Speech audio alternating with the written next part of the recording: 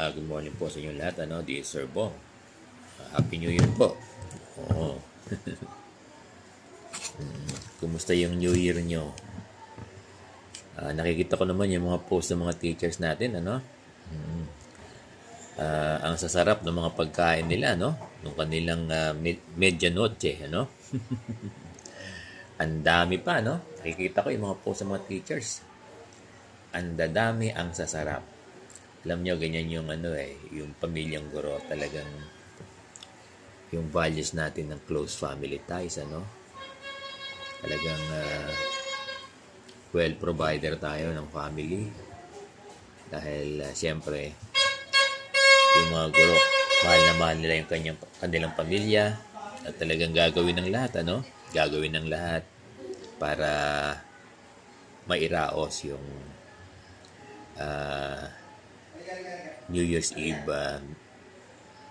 medianoche. Yan ang ibig sabihin ng Sir Bong, At nakakatuwa. Nakakatuwa. Alam nyo, yung mga ginastos, nakikita ko yung mga ginastos nyo, hindi ordinary, Talagang very expensive. Oo, nakakatuwa. Alam nyo talaga yung mga Guro, very resourceful, Gagawin talaga ang lahat ng paraan, di ba?